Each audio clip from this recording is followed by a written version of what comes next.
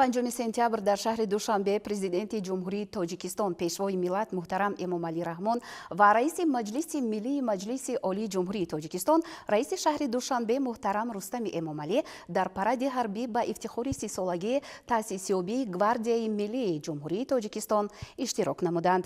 Қабл аз оғози паради ҳарбӣ сарвари давлат муҳтарам Эмомалӣ Раҳмон суханронӣ намуда доир ба ҳифзи дастовардҳои давлати соҳибистиқлол ва фазои орому осудаи ин кишвари беҳиштосо андешаҳои худро баён доштанд. Парад! Ризо! Таваҷҷӯҳ! Бабай!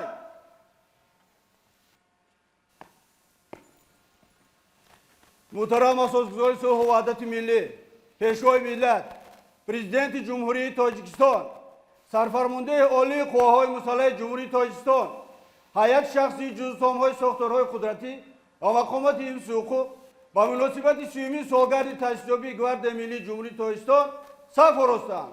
Фармондаи Гвардияи Миллии Ҷумҳурии Тоҷикистон генерал-полковник гвардия Ҷамолзода.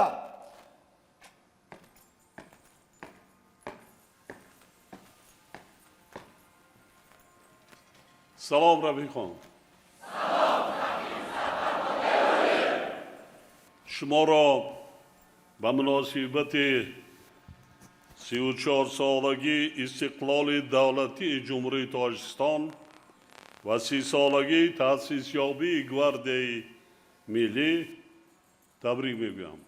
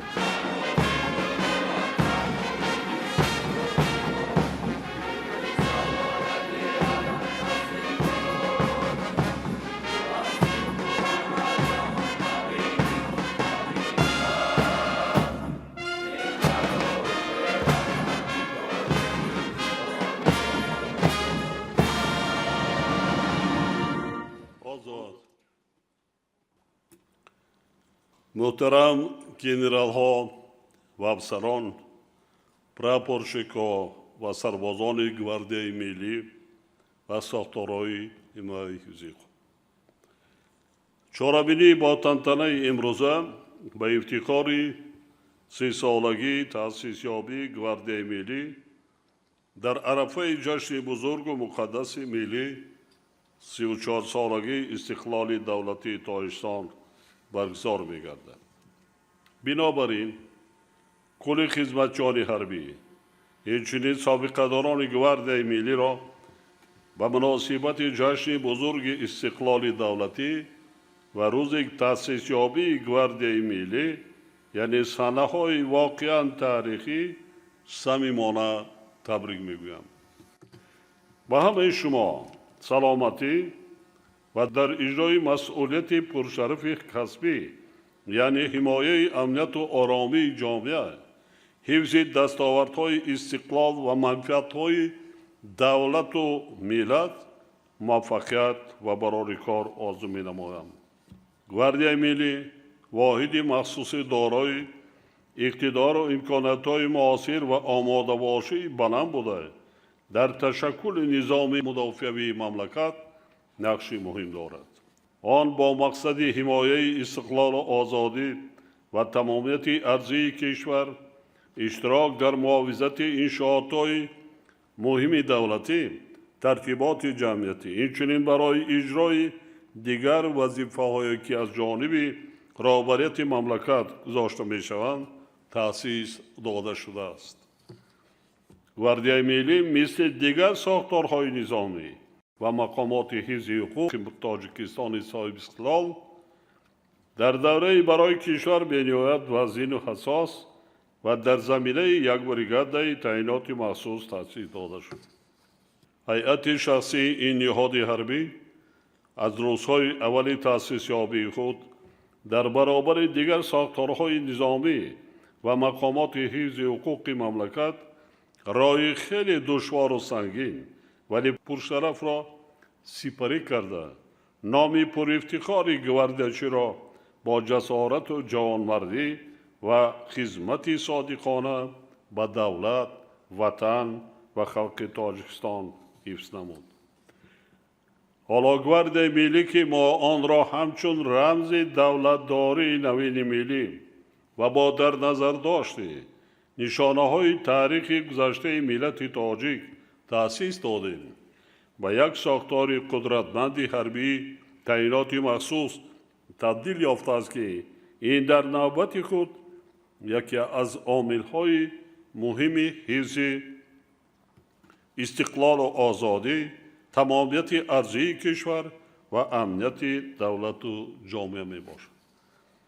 افسران و سربازان گواردیا تا امروز وظیفه‌های کسبی خود را همچون کفیل ثبات و آرامی جامعه سربلندانه اجرا کرده ایستادند. فعالیت 30 ساله گواردیای ملی ثابت می‌سازد که این ساختار حربی حالا به مکتب آماده سازی کادرهای بلند احساس و به دولت و ملت صادق و وفادار مبادل گردیده است. با قناعتمندی میتوان گفت که امروز خدمت در صف‌های آن مایه افتخار هر یک جوان وطن دوست و وطن پرور می باشد. خاطررسان می نمایم که خدمتچیان حربی گواردیا در سالهای بسیار حساس و تقدیرساز حیات خلقمان پهلو به پهلو با دیگر ساختارهای نظامی و مقامات حفظ حقوق مملکت برای برقرارسازی حاکمیت کنیسانی، مبارزه با تروریسم و اکستریمیسم، تامین نمودن صلح و ثبات و حیات آسایشته مردم تاجیکستان سهمی ارزشمند گذاشته‌اند. شجاعت و مردانگی گواردیاچان تاجیک ادامه کارنمایی و فداکاری هزاران نفر رادمردان سرزمین اجدادیمان می باشد که خدمت کردن به مرز و بوم را رمز ننگ و ناموس، رسالت جوانمردانه و وطن دوستانه و خدمت به پدر و مادر می دانستند. زیرا حمایه سرزمین اجدادی و آبادگردانیدن آن وظیفه ایمانی و وجدانی هر یک فردی با ننگ و ناموس ملت کهن بنیاد تاجیک به حساب رفته. همچون عامل مهمی تربیت وطن دوستی و رکن اساسی جوانمردی از نسل به نسل به میراث مانده است. تأکید می‌سازم که خدمتچیان حربی گواردیا و عموماً همه ساختارهای نظامی و مقامات حفظ حقوق باید دارای ملکه و دانش مکمل، انتظام قطعی حربی، سطح بلند کسبیت، شجاعت و دلیری، هوشیاری و زیرکی و نمونه عبرت صداقت و وطنداری باشد. عصر ذهن صنعی، عصر علم، عصر تکنولوژیا، یعنی عصر نظامیان سطح بلندی کسبی. ما باید همه روز دایر به تیار کردن کادرهای کسبی از همه لحاظ آمادگی داشته باشیم و آماده نماییم. علاوه بر این آنها وظیفه خود را در نزد وطن و خلق تاجیکستان در صورت سربلندانه اجرا کرده می توانند که مفهوم وطن و وطنداری، قدر و قیمت استقلال و آزادی و دیگر ارزش‌های نیک ملی را عمیقاً درک نمایند. فرزندان واننگ ناموس وطن، خدمتچیان حربی همه جزء تامای قوای مسلح باید همیشه در خاطر داشته باشند که توانایی دولت و استواری پایه‌های دولتداری از غیرت و متانت و خدمت صادقانه آنها از جمله هیئت شخصی گواردیای ملی وابسته می باشد. این مسئولیت بزرگ را تنها توسط رعایت قطعی آیین‌نامه‌های حربی، سطح بلند مهارت و معرفت‌ناکی و مهارت و صلاحیت کسبی، اینچنین زیرکی سیاسی و اراده مستحکم به جا آوردن ممکن است. حکومت مملکت با مقصد بلند برداشتن قابلیت مدافعی مملکت، کسبیت و آمادگی حربی خدمتچیان حربی قوای مسلح از جمله گواردیای ملی در سمت تأمینات با تکنیک و تجهیزات و منتظم بهتر گردانیدن شرایط زندگی و خدمت آنها همه ذخیره و امکانیت ها را سفربر کرده ایستادند. ما کوشش میکنیم برابر رشد و ترقیات پیشرفت جامعه و دولت اقتصادیات سال به سال تأمینات از لحاظ نظامی تکنیکی مجهز گرداندن قوه‌های مسلح مملکت ساختارهای حفظی خود را در سطح بلند تأمین نماییم. برای اداره کردن ما باید سطح بلندی کسبی داشته باشیم، یعنی کادرهای نظامی را در سطح بلند آماده نماییم. حالا ما چی در داخل چی در خارج هزارها نفر آماده کرده ایستادیم، لیکن ما افسران باید باز آموزی کردن را فراموش نسازیم. جهان امروزه را تحلیل کنیم. ما در کجا قرار داریم؟ امنیت دولت و ملت را ابی نگاه داشتن این وظیفه مقدسی ما شما. ما از سر گذرانیدیم. هزارها جوانمردان برای امروز، برای آبادی ما شما، برای صلح و ثبات کامل جانبازی ها کردن که به امروز ما شما را رسانید. از همه مهم حس بلندی ملی داشتن نمانده کن. ما شکرانه کنیم وطن داریم، دولتی صاحب استقلال داریم، نه ای که امروز ما را تنها میشناسند و میدانند. ده ها پیشنهادهای ما در اساس بین المللی قبول گردید و عملی گشت ایستاده است. ملت تاجیک را احترام میکنند، نه ای که اعتراف کردند. ما باید از این افتخار داشته باشیم. در کدام گوشه کنار نباشیم، در کدام منصب و وظیفه خدمت نکنیم، پیش از همه حس بلندی ملی داشتن در کار، حس بلندی وطن دوستی و وطن پرستی داشتن در کار. کادرهای جوان را تربیت کنید، افسران کمک کنید، دستگیری کنید، خوانید. حتما افسران باید دو زبان خارجی را دانید. ما با صدها دولتی دنیا امروزا همکاری‌های نه ای که اقتصادی و تجارتی و دیگر همکاری‌های نظامی داریم.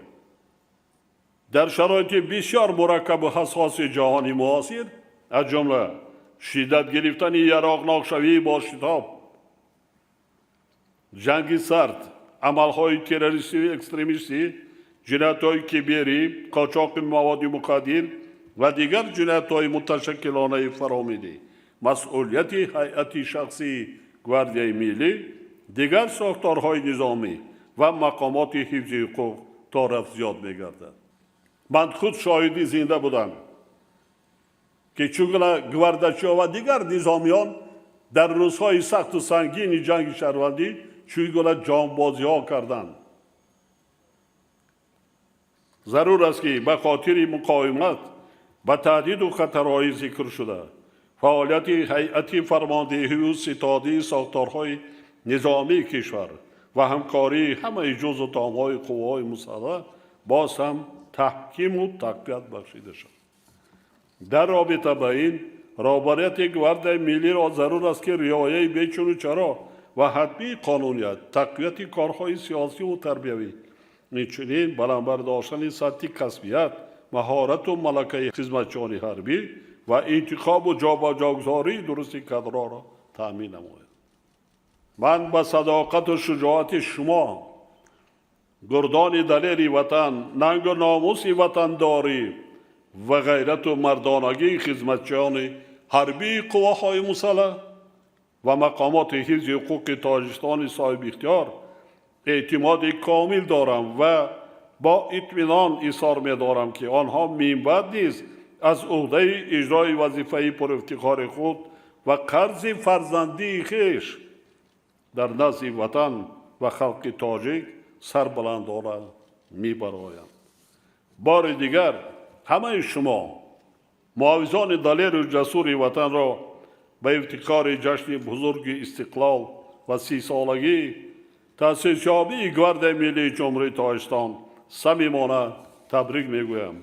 با هر یکی شما تندرستی، اراده مستحکم و روحی قوی و برای تاجیکستان عزیزمان صلح و ثبات جاودانی و پیشرفت و آبادی باز هم بیشتر آرزو می‌نمایم.